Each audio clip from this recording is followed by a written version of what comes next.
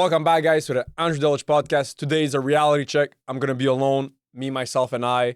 I'm my best friend. I do everything alone. Okay, so guys, let's start off with, before I start off, I just want to say, I know I did a lot of football episodes, so that's why today there's going to be no football. It's only going to be purely a back to the basics, a good old reality check. Let's start off with something that really caught my eye and caught my attention. And I just feel like it's a sad topic, I guess we can say, because I'm really it's sad to hear this, but nowadays in 2025, Gen Zers, people from Generation Z, that's me, I'm born in 2000, so I'm from Gen Z. I think Gen Z is like approximately from 1995 to 2007, something like that. We are the generation with the lowest levels of testosterone out of all generations to exist. Now, of course, the newer generation, which is from like 2008 to 2025, they're still not yet adults, so like we cannot test their testosterone levels. But for Gen Zers, we are the generation with the lowest levels of testosterone for men, of course, which is really, really fucking sad. Millennials before us had more testosterone.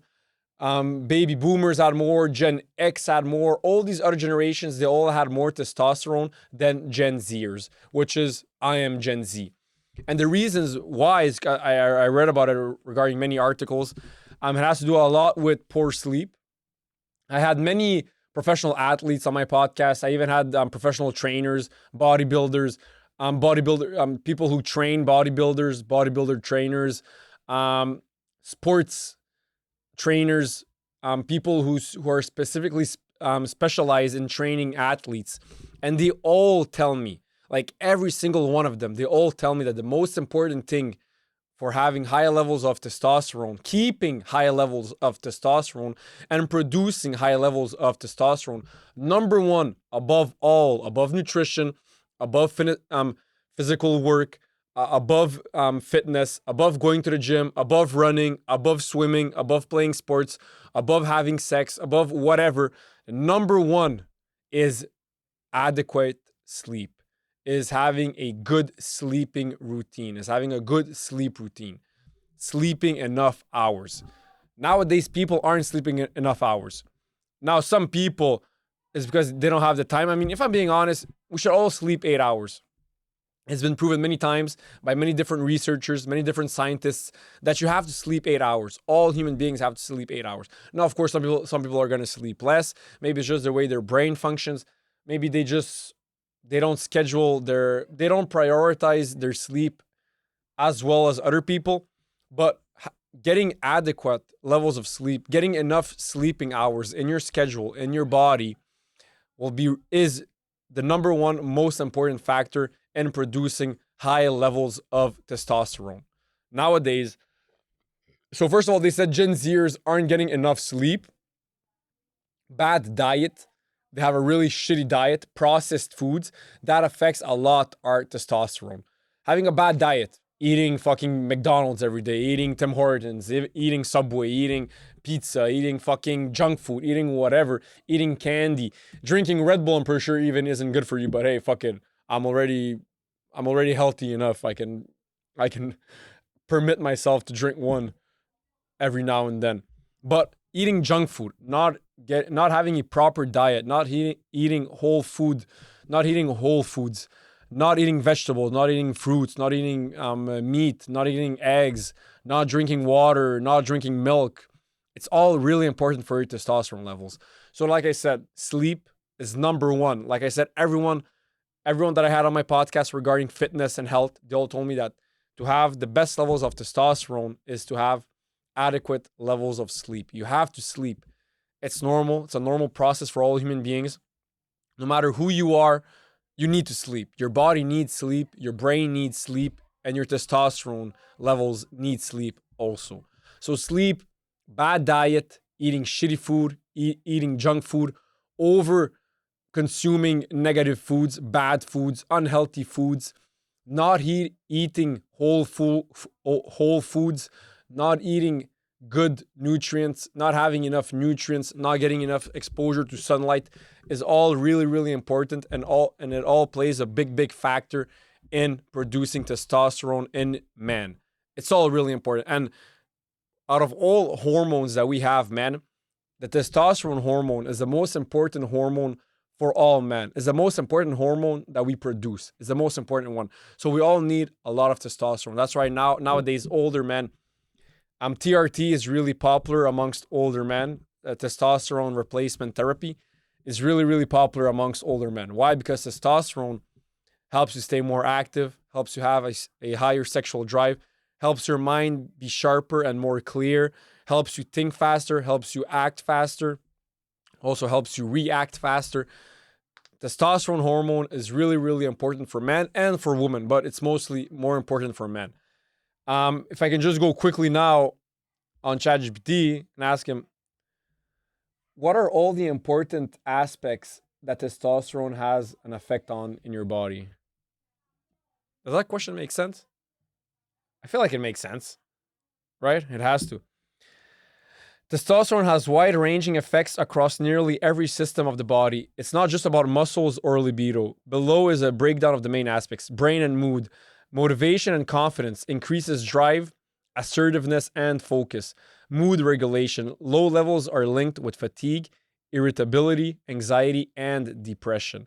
Cognitive function. Supports memory, spatial ability, and processing speed.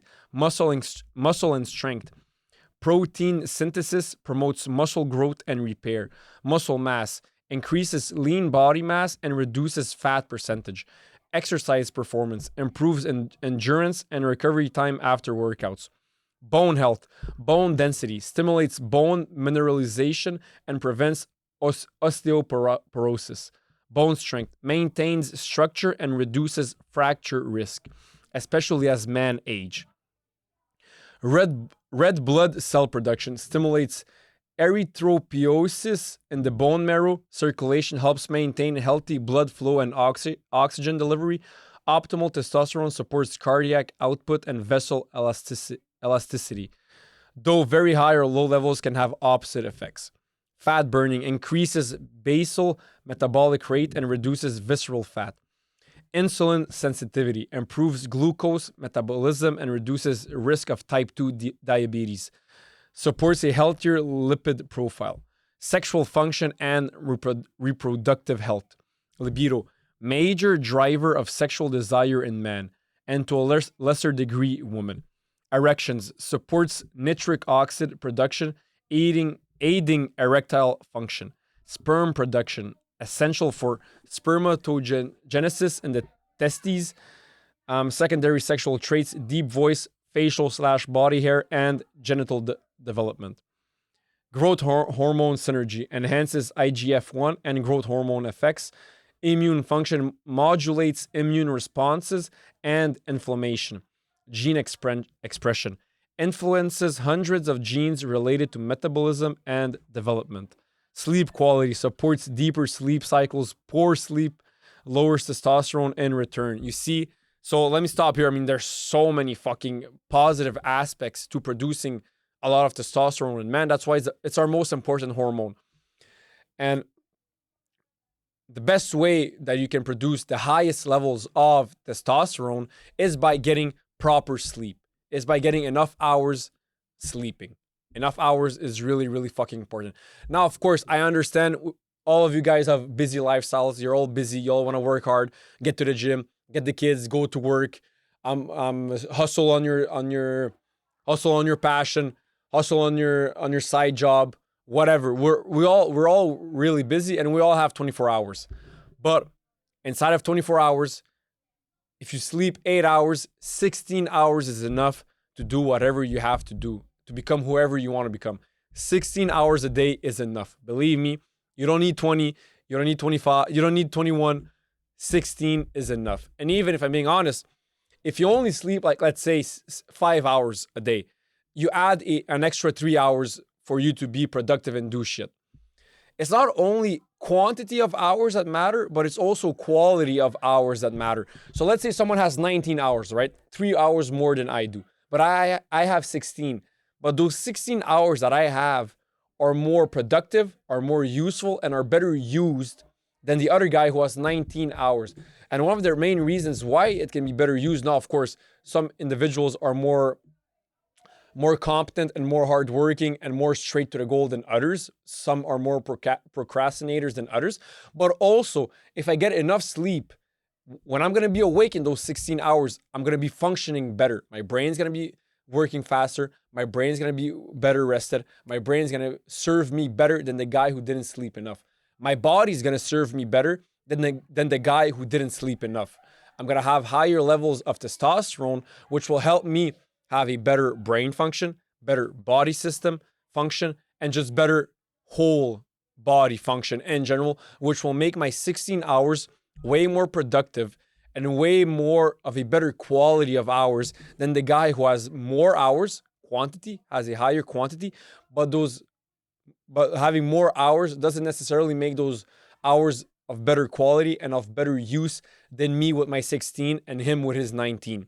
So that's why sleeping as much as your body needs. That's why they all say, all big athletes, all the biggest trainers who train the biggest athletes, who train the biggest bodybuilders, who are in the fitness industry and the fitness world, they all say that sleep and recovery is one of the most important factors, if not the most important factor.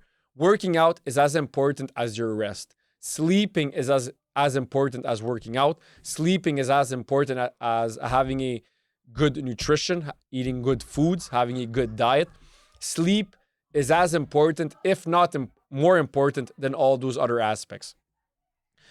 If I continue with all the pros that comes with having high levels of testosterone, physical appearance, hair growth patterns promotes beard and body hair, but can contribute to scalp hair loss.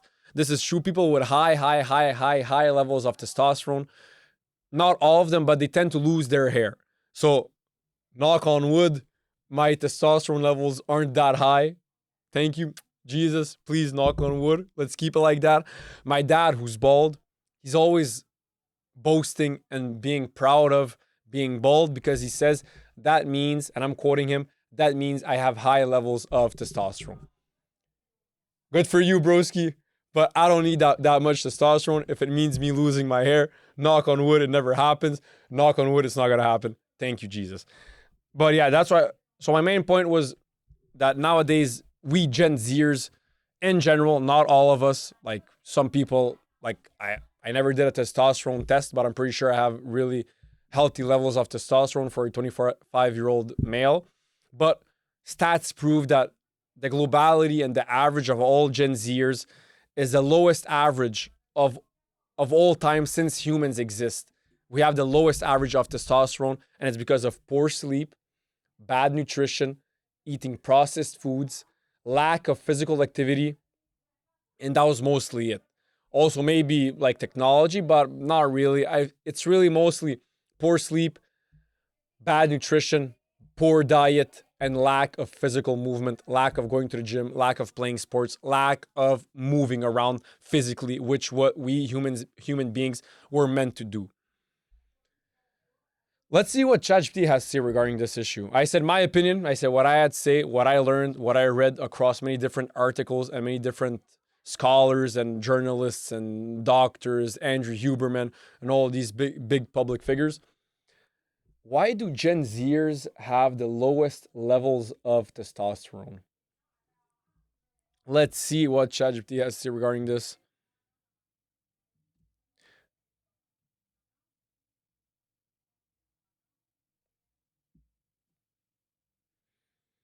Here are some of the major increased obesity. So of course, obesity, it comes with not eating well, eating too much, processed foods, junk food, and not moving around. So of course, physical activity, sedentary lifestyle changes. Of course, not moving around, being sedentary. Diet, nutritional, sleep disruption. Testosterone levels are tied to sleep quality and restoration. Poor sleep, shift work, excess screen time before bed may disrupt hormone production. Really, excess screen time before bed. Yeah, I'm never touching my phone again before going to bed, man. Hell nah. But you see, poor sleep, testosterone levels are tied to sleep quality and restoration and rest. So that's why testosterone levels, sleeping, having good sleep quality, sleeping well, sleeping enough is highly and really, really important for your testosterone levels. Chronic stress, psychosocial environment. Young adults today face different stressors, job instability, social media pressures, mental health issues. High cortisol, a stress hormone, may interfere with testosterone production.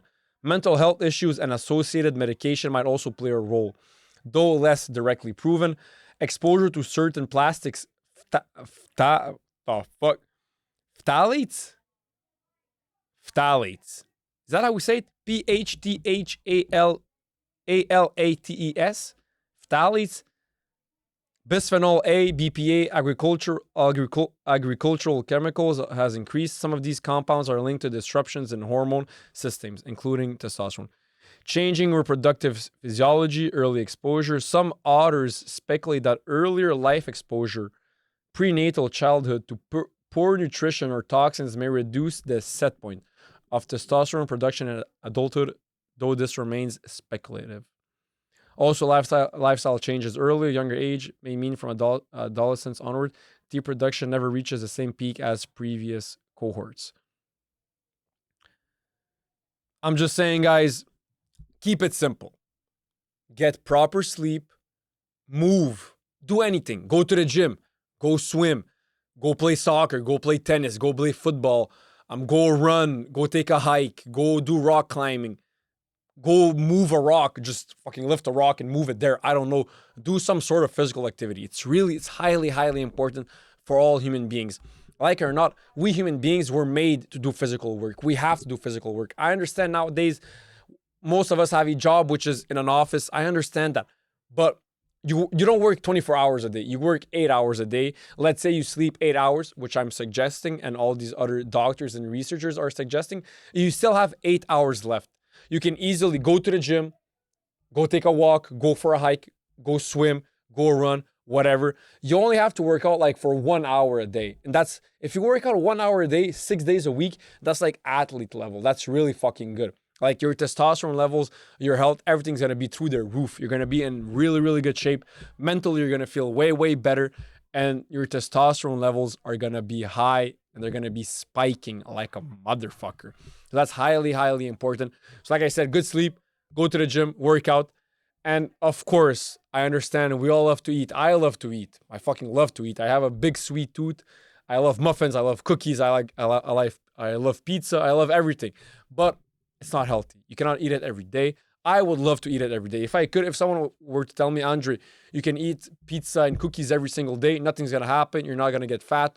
You're not going to be out of shape. You're not going to be unhealthy. I would do it. Why? Because it tastes fucking good. I understand that aspect. Like, broski, I'm not a robot. I'm a human being. I fucking love food. But there's a certain level of discipline where I say, I understand that I love this food. I understand that I would eat this every day. But there are way more cons than pros if I eat this every single day. The only pro is you feel good for the 30 minutes that you eat it. That's the only pro, if we're being honest. That's the only pro. There's no other pros to eating junk food. The only pros to eating junk food is you feel good while you're eating it for like, 15, 20 minutes. Then after that, it's all cons. Bad for your body, bad for your brain. You don't feel good. You regret it. And you just don't feel good. So the only pro is you feel good. You get like a dopamine hit. You get like a high, I guess, while you're eating the food. That's it. So like I said, sleep, move, don't be lazy, move, and good nutrition. Like I said, your nutrition doesn't have to be crazy. You don't have to only eat lean chicken with plain rice. Like, Jesus Christ, that's not what I'm saying. But keep a good, healthy, balanced lifestyle. You can have a muffin here and there. Of course, even I do. I don't give a fuck. But it's balanced. I have a balanced lifestyle, a balanced nutrition. I know that, okay, if I eat a muffin today, I cannot maybe eat one tomorrow. Then, of course, if I ate a muffin, give you an example, of course, I'm still going to eat my chicken and my rice because it's really good for me. I'm going to have an apple here, which is also really good for me. I'm going to eat a cucumber. I'm going to eat broccoli. Then, of course, I'm going to maybe have a pizza one day. Why not? It's still like bread, cheese, and and meat. There's nothing wrong there. But then I understand, okay, so I ate this. So now next time let me eat salmon with rice, or let me eat eggs, something good, eggs with spinach, eggs with vegetables, or something like that. So I keep it balanced. That's what I suggest to everyone. And that's the best way to keep for the long term. Because if you have a crazy diet, unless you're fucking Cristiano Ronaldo, who's getting paid millions of dollars to be in shape, if you have a crazy diet, 99% of chances that it won't be sustainable, and you're not going to keep that diet for the long run, for the long term. If you have a balanced lifestyle, there's way higher chances of you keeping that balanced lifestyle for a long term, for the rest of your life, which that's the goal, right? The goal when you start going to the gym is you start doing it, you continue doing it for the rest of your life. That's the goal. You don't want to go to the gym for only 2 years and then you get in shape and then you stop going to the gym. That's not how it works. If you get in shape, then you stop going to the gym and you stop eating healthy, you're gonna get out of shape. So the goal is to get in shape and then remain in shape. Consistency, stay in shape. You have to maintain. Maintaining is as important as getting something. You have to, once you get it, good, you got it. Now maintain it. It's as important as getting it. Okay, so next topic. Okay, so this is more regarding sociology. Individual relationships matter way more than community relationships. And I'm speaking from experience. As you guys know, I'm originally from Serbia. Both of my parents are from Serbia. And now that I started this new job, one of my boss is an Albanian. For people who don't know about Balkan history, but Serbians and Albanians, they fucking hate each other. Like ever since Albania and Serbia exists, ever since fucking the 1500s, I don't fucking know ever since which date, but they've always hated each other. Now, of course, it's mostly Serbia with Kosovo, because what happened is Kosovo, the land was a part of Serbia, but since the demographics changed in Kosovo throughout the years, in the beginning it was 90% Serbs and 10% Albanians. Kosovo is a country that is, nowadays it's a country. Before it wasn't a country, it was like a province in Serbia. And Kosovo is just between Serbia and Albania. Serbia is here, Albania is here, and Kosovo is right here. Just in the middle of those two. Before it was, when Kosovo was Serbian, Serbia was here and Albania was here. So Albania and Serbia are neighbors. But they've always hated each other. Always. That's like throughout history. And it's mostly because of Kosovo. So what happened is, like I said, before the territory was Serbian, and the demographics were like 90% ethnic Serbs and 10% ethnic Albanians. But throughout years, the demographics changed. It became 90% Albanians and 10% Serbs. Now I'm going with approximates. It's not maybe exactly 90 and 10. I'm going with approximates. So then since that happened, of course, Kosovo, which was now majoritarily ethnic Albanians, they didn't want to stay with Serbs. I understand it. Why should they listen to the Serbian government? Why should they obey Serbian laws? Why should they obey the Serbian government when they're Albanian, right? So they wanted independence. They got their independence, and now Kosovo is an independent country. So so that's why there's like all this fuss between Serbians and Albanians. They hate each other. The Serbian community and the Albanian community, they fucking hate their guts. They hate each other. And now getting back to my personal relationship with my boss, Rubens, he's a really good fucking guy, and I fucking love that guy to death. And he loves me. I'm Serbian, he's Albanian. We don't give a fuck that our community doesn't like each other. As an individual, I like him, I love him, I respect him. He's a really good fucking guy. I don't care that he's Albanian. He doesn't give a fuck that I'm Serbian. Why? Because him as an individual, I get along with him. I get along really well with him. He's a really smart individual. He's a really good person. And he's just one hell of a good person. And I fucking love that guy, and I respect the shit out of that guy. And so does he love me, respect me, and whatever. Like I said, he's Albanian, I'm Serbian. The Serbian community fucking hates the Albanian community. The Albanian community fucking hates the Serbian community. I don't give a fuck. Why? Because at the end of the day, I only care about who you are as an individual. I don't care about your background, about your political affiliations, about where you were born, who's your mother, where your mother was born, where your dad was born. I don't give a fuck about any of that. If you as an individual, I respect you, I like you, and I find you fucking cool and interesting and smart and a good person and charismatic and compassionate and whatever makes a good person, you're gonna be my dog. I don't give a fuck. He's Albanian, I'm Serbian. Technically, our communities, they fucking hate each other. They want to fucking kill each other. They want to cut their throats. I fucking love that guy. He's Albanian. He fucking loves me. I'm Serbian. So at the end of the day, it's all about what matters the most is individual relationships. I have friends who are Algerians, Muslims Algerians. I get along really, really fucking well with them. Hassan is a Muslim Lebanese. I fucking love the guy to death. He comes on my podcast every single time to talk about soccer. We always have a blast. I see him at the gym. We have a blast. I have friends who are Colombian, Latinos, Christian. Sure, I'm not Colombian. I'm not Latino. I am Christian, but I'm not Colombian, Latino. If I get along with you, you're going to be my dog. You're going to be my dog. I don't give a fuck. I have friends who are Quebecois. Of course, Quebecois. Like, yes, I was raised here. If I get along with you as a person, you're going to be my dog. Jacob, shout out Jacob. He's one of my best friends. He's Quebecois, white Quebecois, Christian. One of my best friends. I get along with him. I don't give a fuck that he's not Serbian. Why should I give a fuck? I don't give a fuck. Him as an individual, I respect the shit out of him. And the list goes on and on. I have black friends from Congo, from Haiti, from Cameroon, from wherever. I don't give a fuck. I'm not African. I'm not black. I don't care. As him as a person, I get along with him. I have friends who are Serbians, right? I have Serbian friends. And just because you're Serbian, that doesn't mean I'm going to be your friend. I have to like you as a person. Like I said, I don't give a fuck what your past is, where you're from, where you're born, what's your religion. I don't care. For you to be my friend, I have to like you and respect you as a person. I have friends who are Albanians. Ruben, he's Albanian. And I respect the shit out of him, and he's my friend. So the main point, the main argument right now is the only thing that truly matters is who you are as an individual. And this goes even deeper. This can go even deeper. I hate when people have like a group mentality. I always hated group mentality. Ever since I was young, I always hated people, and I never had a group mentality. I always found that dumb.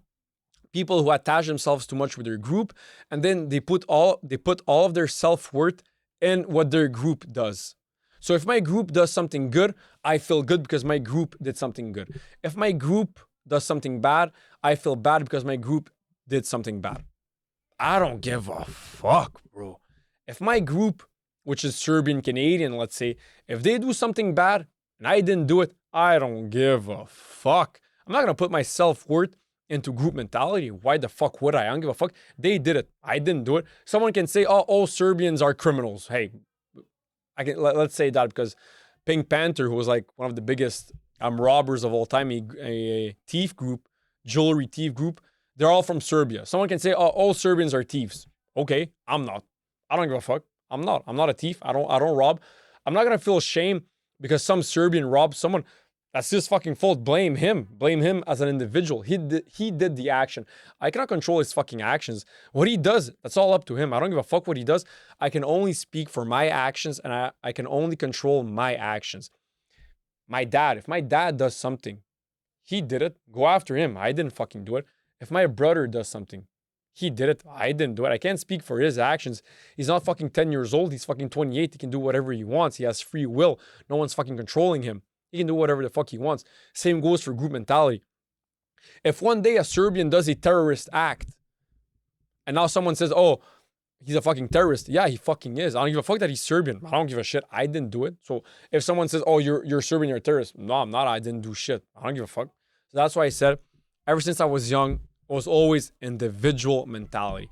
Fuck your group mentality, because if you put your worth in your group mentality and what your group does and what they accomplish and what they don't accomplish, you're going to fuck up in life. Because whenever they do something bad, you're going to feel bad even though you have no control over it. You're going to feel bad for what other people do just because they come from the same country as you or you have the same nationality. You shouldn't give a fuck. But I understand that many people have this type of mentality. I understand it. But I always found it dumb. At the end of the day, what matters to me is who I am, what I do, and what I accomplish, and what I don't accomplish. That's the only thing that matters to me. Only thing that matters. I don't give a fuck. Whichever Serbian accomplishes whatever, whichever Serbian doesn't accomplish whatever, I don't give a fuck. What do I, Andrei Delic, what do I accomplish? And what do I do? What do I don't do? And just what do I do? That's what matters in my opinion. Now, of course, there is some kind of group mentality that is good. Like, let's say the World Cup, right? FIFA World Cup. Like, of course, when Serbia plays, let's say Canada, I'm not playing in the national team, right? But still, I'm gonna be cheering for. No, well, not. Well, wait. If it's Serbia against Canada, I'm definitely cheering for Canada.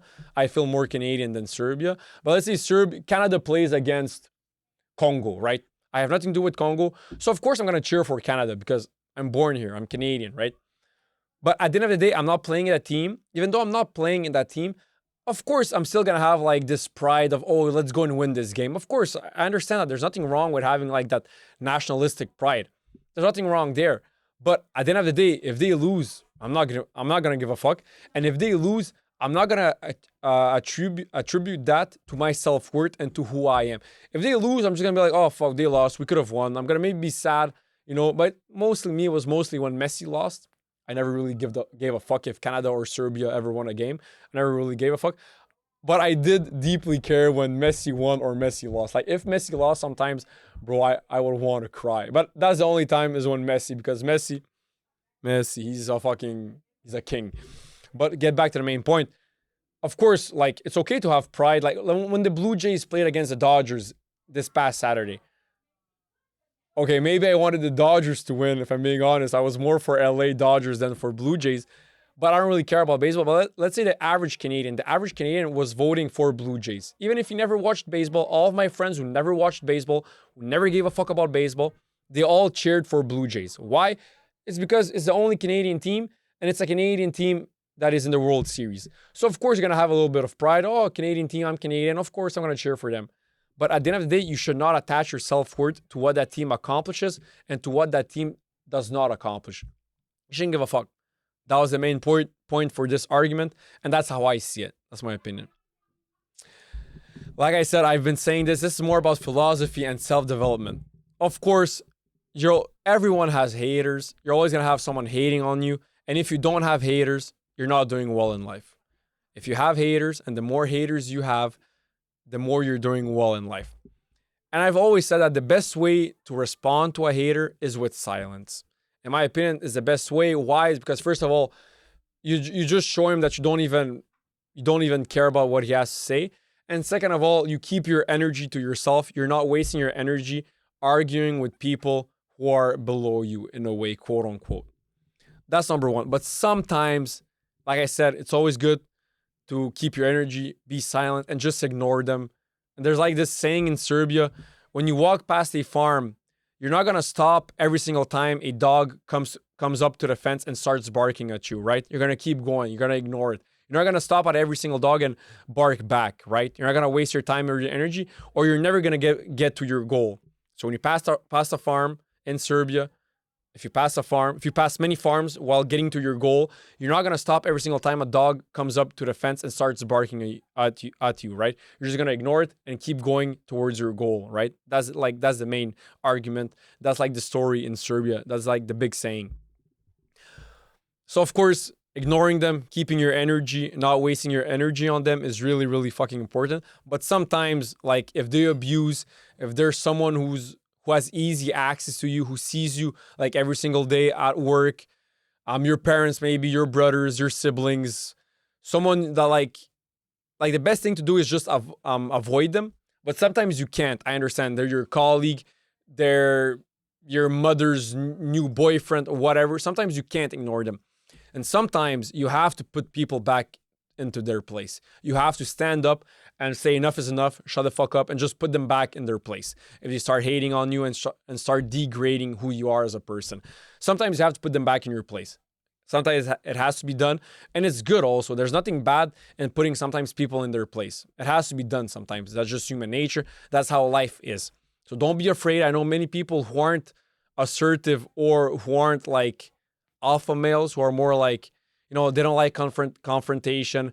They don't like debating with people. They don't like just confrontation in general. They tend to avoid putting people in their place because they don't like confrontation.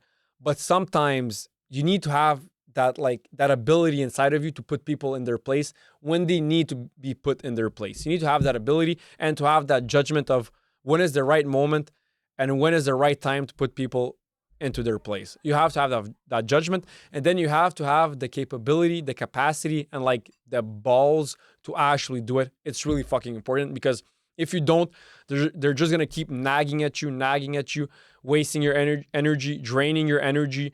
And like it or not, like even though you're really strong-minded and you don't care what people say, if you have someone who's in your close circle, one of your colleagues, your mother's new boyfriend, your sister's new boyfriend, I don't know, someone that you see a lot in your life, if they keep nagging at you, like it or not, even though you don't care, even if you're like the guy who doesn't give a fuck, who gives the least fucks what people think about him, about yourself, it's still gonna affect you a little bit, because you're constantly gonna keep hearing it, right? So sometimes you just have to put them back in their fucking place, man.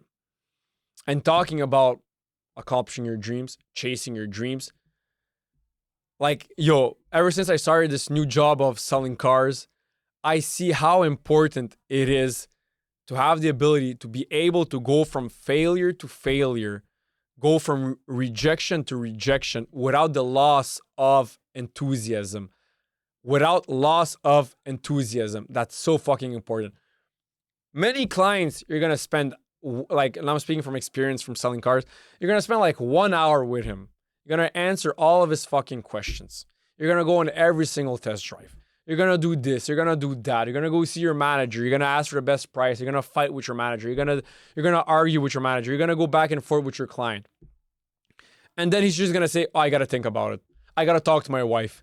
I got to sleep on it. Whatever it is, you're not closing the deal today, that day. It's not happening. And then you have to do follow-ups. And then you can still do follow-ups, have the best service. And he's just going to say, you know what? I don't want it. And then all of that, all the energy you wasted, all the time you spent just to get an L, just to get a no, to get a rejection. Then you can say, okay, I got one rejection. It's normal. Then you can go a second one again, a third one again, a fourth, fifth, sixth. And then you can lose enthusiasm. Why? Because you're going to be like, Jesus fucking Christ, I keep going from failure to failure. Nothing's happening. I give up. But when you give up, you lose. If you don't give up, you don't lose. Taking an L, facing failure, facing rejection is not losing. You're not losing when you face failure or when you face rejection. You don't lose. The only time you lose is when you give up. If you keep going, those L's are going to turn into W's. Your losses are going to turn into wins. And you're going to get your bag. You're going to get your money. And you're going to get your wins.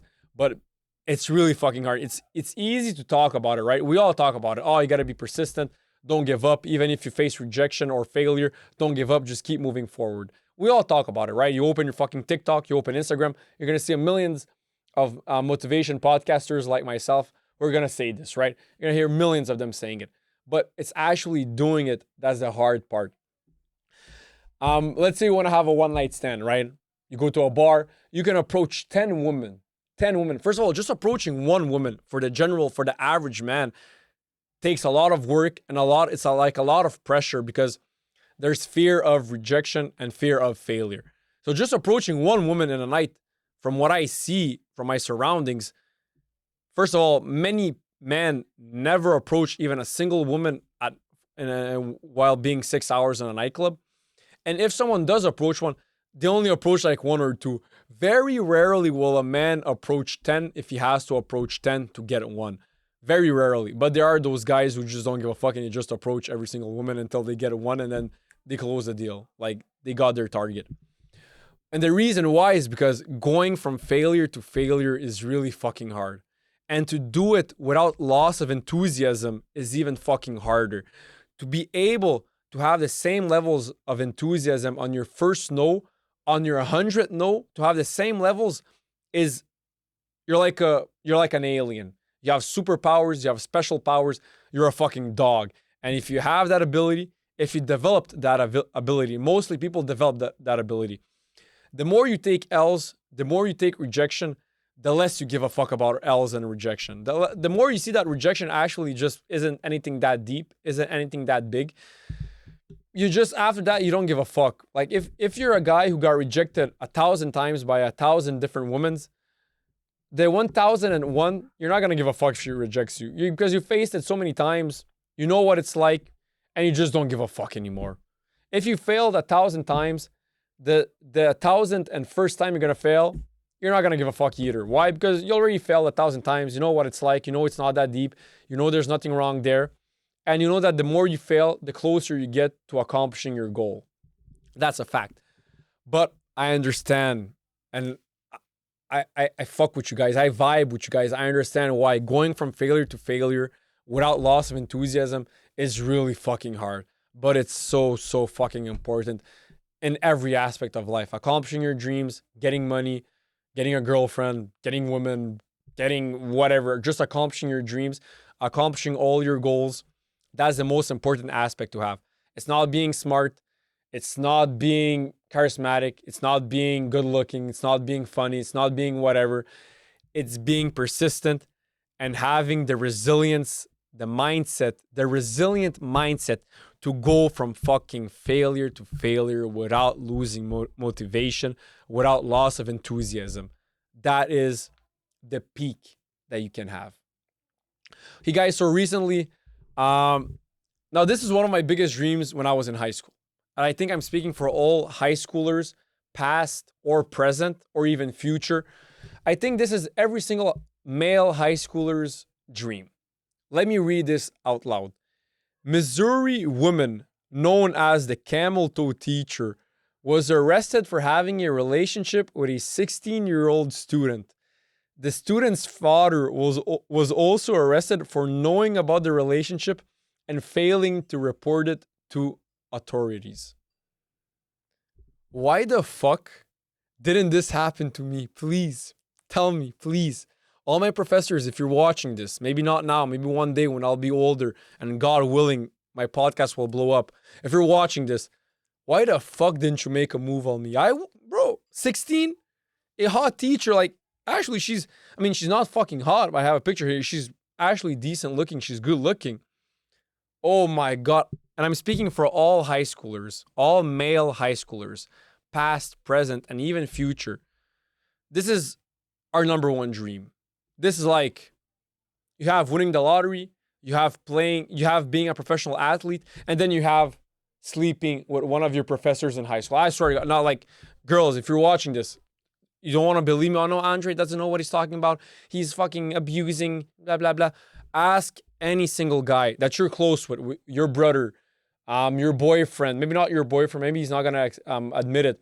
Your brother, your father, like your cousin, whatever. Ask him, is this true? I swear to God, he's gonna say yes.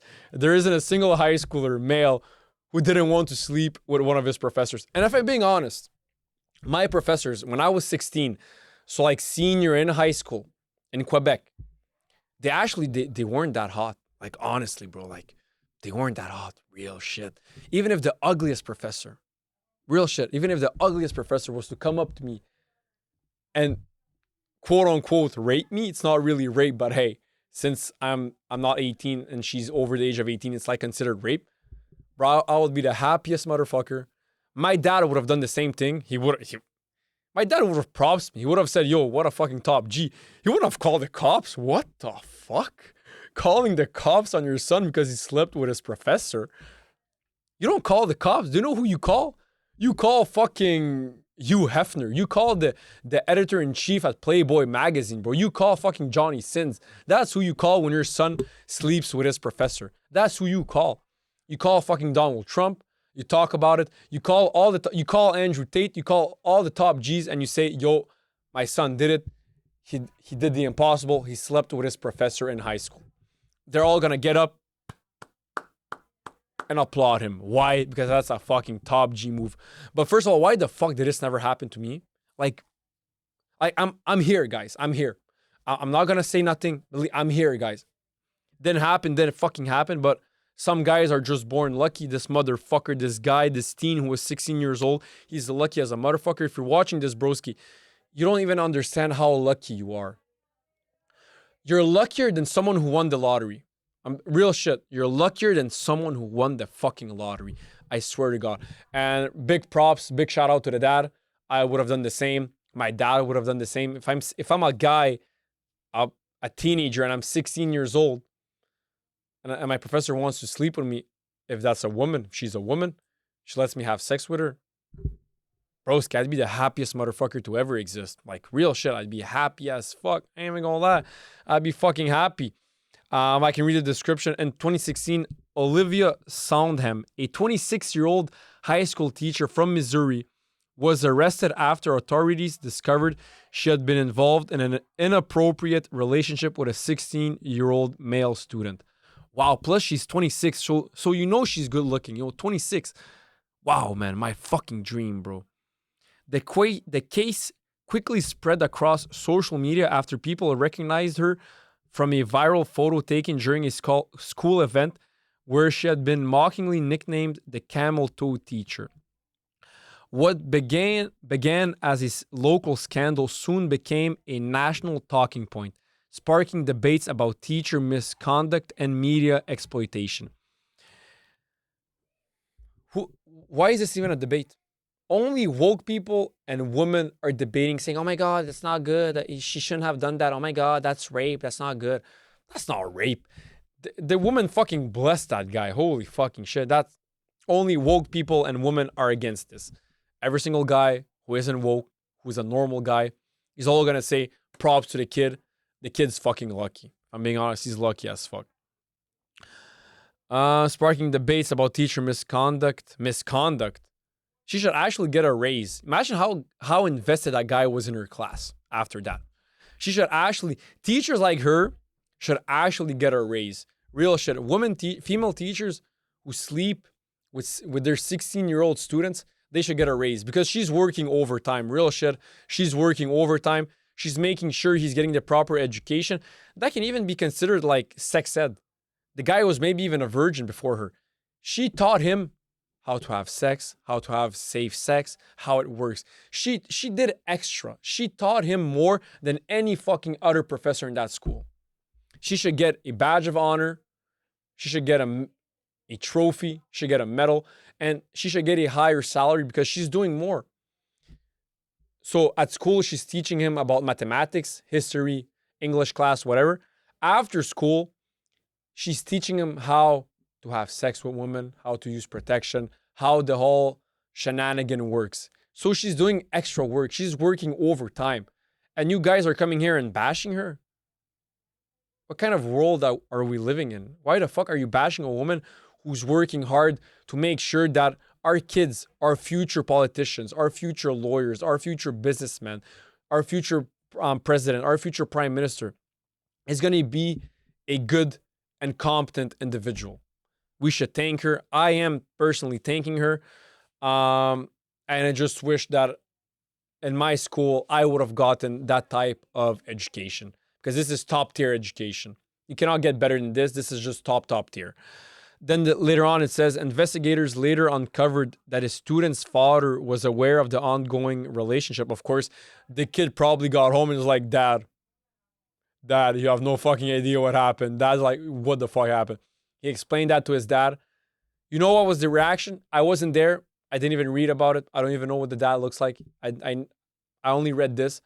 The dad dapped his son up. He said, son, for the first time in your life, I'm going to say that I'm proud of you. That's the first time he said it. Don't quote me on that. I'm not sure. But it's something of that sort. He said, son, looked him in his eyes. He said, son, now you're a man. I'm actually proud of you. I am proud of you. The son probably shed a tear.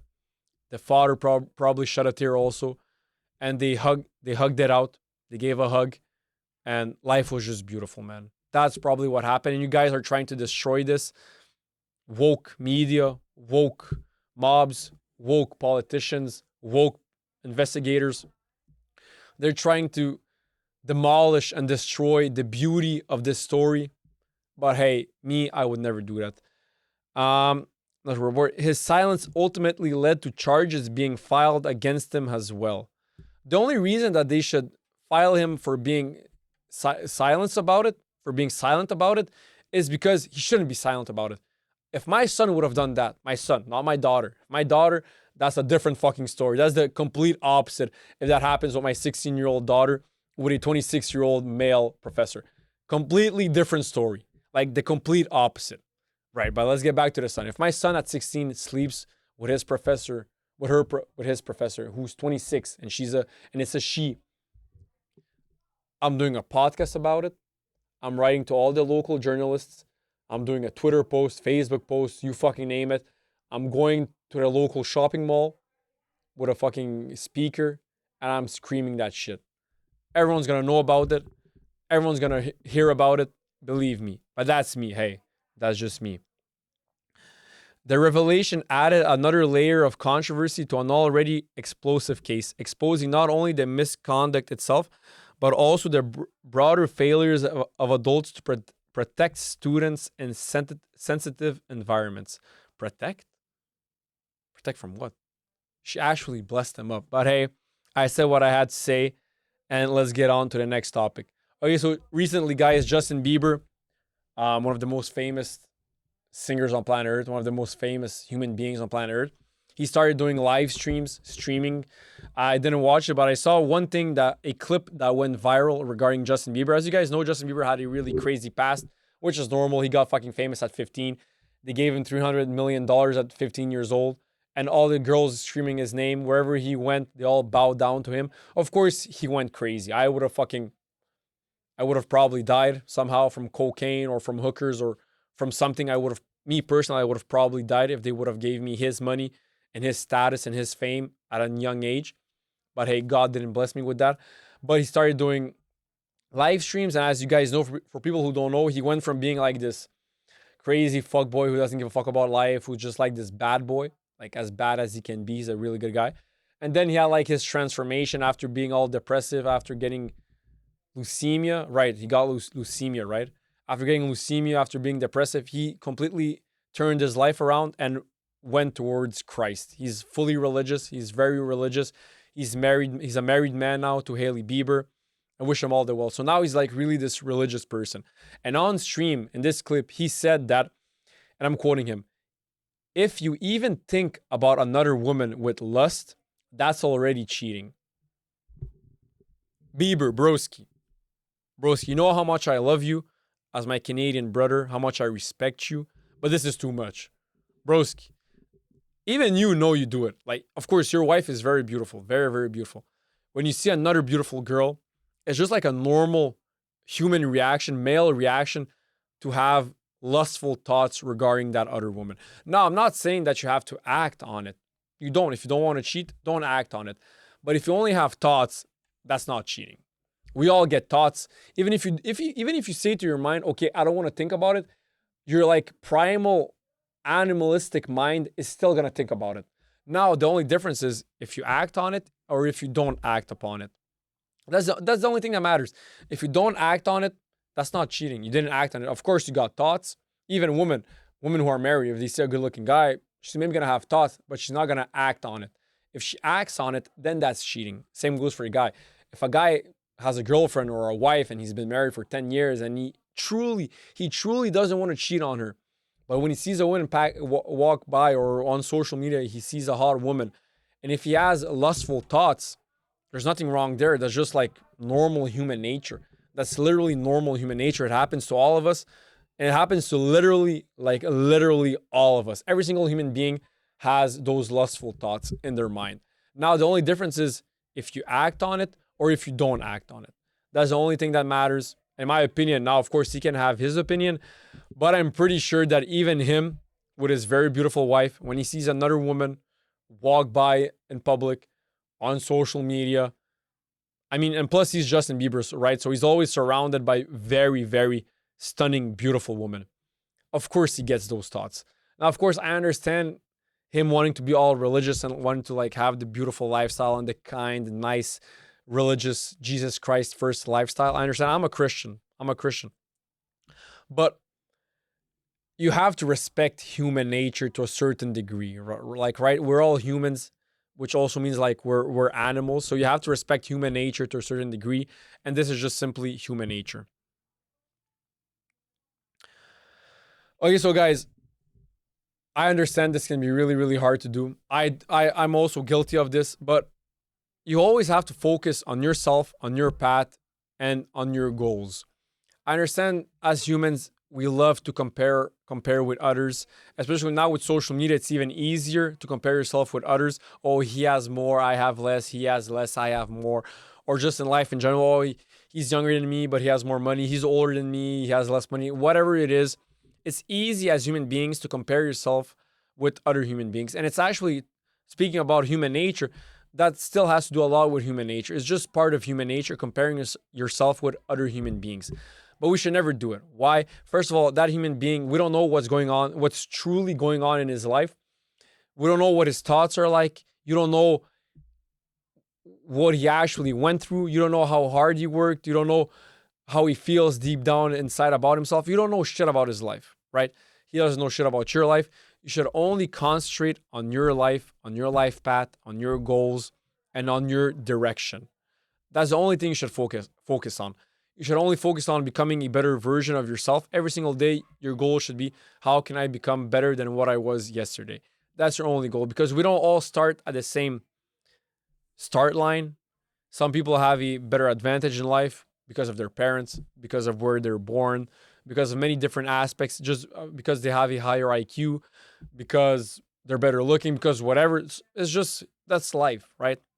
And like, you know how they always say life is unfair, but I always add, but life is unfair for everyone, which makes life fair. Everyone says life is unfair. Life is unfair for everyone, which makes life fair. I've always said it. I heard it from someone. I just find it fucking smart, and it's true, right? So you should never focus on other people. You should never compare yourself with other people, because maybe he has something more than you do, but you also have more pros than him. We all have our qualities and our imperfections. We all do. It's just normal human beings. We're all human beings. No one's perfect. No matter how perfect his life looks like, no matter how perfect he looks like, no one's perfect. No human being is perfect. And that's just how it is. We all have our strengths. We all have our weaknesses. Me, you, him, no matter who. We all have our strengths and weaknesses. We're all different. Every single human being is unique. No one has the same genetic code as you. We all have a different genetic code. We're all unique, which makes us all special, quote unquote, which is beautiful. And the world needs different human beings. Imagine if we were all the same. We would all have the same world. The world wouldn't function, because we would all have the same job. We would all have the same things we like to do. The world just wouldn't function if we were all the same. So we need to all be different, and we are all different. And by being and by everyone being unique, by everyone being different, that also means we all have our own strengths and our own weaknesses, which makes life beautiful. And like I said, the only thing you should focus on is on your goals, on your path, on your life trajectory, and just focus on becoming the best version of yourself. You're never going to be perfect. You can aim for perfection for the rest of your life, and it's never going to fucking happen. You know how they say debt and taxes are the only thing that's certain in life? Being imperfect is also a certainty in life. Being imperfect is also a certainty in life, and it will be like that for the rest of humanity. We will never ever be perfect, no matter how much you thrive to be perfect. It will never happen. Okay, what should I talk about right now? Everything. Okay. And of course, now, me personally, if I speak from experience, I've always debated in my mind, like, do I want a balanced lifestyle? Do I want to go to the extremes so I can accomplish my dreams? Like, what do I want? So, like, I guess a mix of both. Like, I have big ambitions, big goals. I want to accomplish my dreams. I want to do this and that. But at the same time, you know what? Like, I want to enjoy life, like have kids, have a wife, just be happy in life. But I feel like maybe I'm wrong. Hell, maybe I'm going to change my mind next year, the next days, next month, in 10 years. Who knows? Life is all about change. You know how they say the only certainty in life is change. The only thing that's certain in life is change. Change is always going to happen. Changing your mind. I'm going to grow older, have more experiences.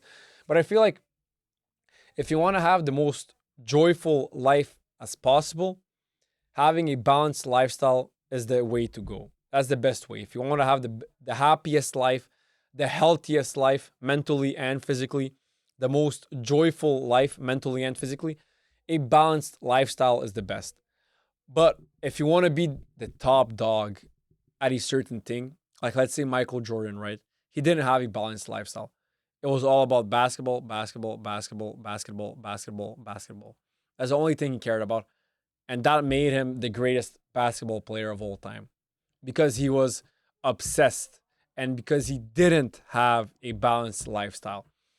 Floyd Mayweather, one of the greatest boxers of all time, he never had a balanced lifestyle. Maybe now he does when he's retired, but when he was a professional boxer, he didn't have a balanced lifestyle. He didn't. And he's one of the greatest boxers of all time. Elon Musk, I feel like he doesn't have a balanced lifestyle. He actually said it many times that he doesn't. He's the richest human being on planet Earth. So like, which one is better? I guess it just depends for everyone. And of course, it's not only between balanced and extremes. There can be like, there's many gray areas in life. There can be like a mix of both, or it can be a bit more here or a bit more there. But I feel like the happiest people, because let's say Elon Musk is one of the individuals throughout history who accomplished the most. And he went 3 times into clinical depression. Like, when you go into clinical depression, that means you go and see a doctor, you go and see a clinician, if a therapist, and they say you have depression. 3 times did he go into clinical depression. So he had to go into a hospital, lay in a bed, and get medication and get help. 3 times. Because he doesn't have a balanced lifestyle. His mind is always like working overtime. He's always in the extremes. He has to do more, accomplish more, get more money, accomplish more of his dreams. So he's always in the extremes, right? Now, of course, that helped him make billions and billions of fucking dollars, accomplishing huge dreams, hitting all his big goals, but at the detriment to his mental health, right? He's probably not the happiest individual there is. He's probably not the most of peace of mind individual that there is, right? So I guess you sacrifice one for another. I guess there's like a balance, but I feel like having a balanced lifestyle is the best way if you want a healthy and joyful life. But if you want to accomplish, like, if you want to surpass Elon Musk, you have to be even crazier than he is. Like in whatever, SpaceX, Tesla, whatever like his domain is, like business, technology, whatever. If you want to surpass him, first of all, you have to have like the crazy mind that he has. And then you have to outwork him and be even more driven and even more obsessed than what he is. So of course, it's all about what you want in life, what you're aiming for, and where you're looking to go. That's how I see it. Now, of course, maybe it's going to change. I'm not sure, but hey. So guys, let's do a quote from Patrick Bet-David. Patrick Bet-David, who is a big businessman, has a big podcast, media personality. He's a really big public figure in the world and mostly in North America and the United States of America. And recently on Twitter, he wrote, and I'm quoting him, "If you hate America, then leave." And I just want to highlight that he's an immigrant. He's from Iran. He's a Christian immigrant from Iran. His dad and himself and his mother, of course, his parents, they all escaped Iran and established themselves in America. So he's an immigrant. So he said, if you hate America, then leave. Go back to the country you came from and make that country great. But stop trying to turn America into the place you escaped from. The current cost to renounce your citizenship is $2,300. I'd like to propose that the White House waive that fee until 2028 and encourage those who hate America to leave. But with one caveat, you permanently give up the right to ever apply for U.S. citizenship again. Go to a country you love and contribute to that society. Our future would be safer, happier, and filled with greater pride in what America stands for. As a Canadian, I agree 100%. My parents are immigrants. I think the same. If you don't like this country and you just want to turn it into the country that you escaped, then it's just maybe better for you to go back to that country. I mean, there's nothing wrong there. There's many Serbians that I personally know and that my parents personally know that they came here.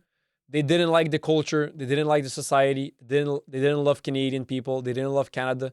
They didn't love the way of life. They just went back to Serbia because they preferred living in Serbia. Nothing wrong there. Go back there. But I understand where he's coming from. Now, there's a difference between wanting to completely change America into something that it doesn't stand for, that's something that it doesn't represent, and wanting to just improve the country.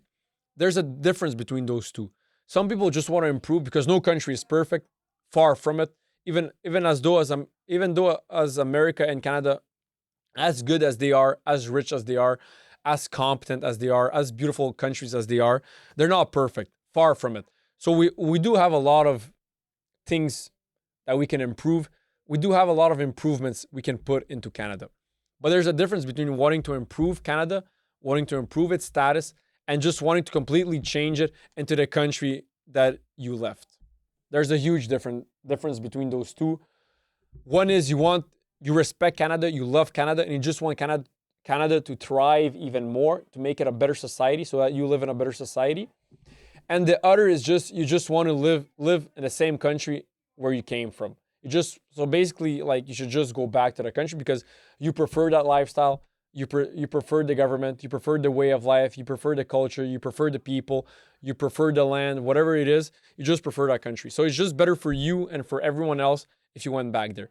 But if you come here as an immigrant and you fucking love this country, like my parents, like myself, and you want to contribute to the society, make it even better than what it is, then hey, we need even more people like you because we're trying to make Canada an even better place and America an even better place. But regarding what Patrick Bet-David said here, I agree 100%. Actually, I'm going to keep this for another episode. Should I end it here? Yeah, guys, I'll end it here. So, guys, that was it for today, for this episode, for this reality check. I'll see you next time, guys. Peace out.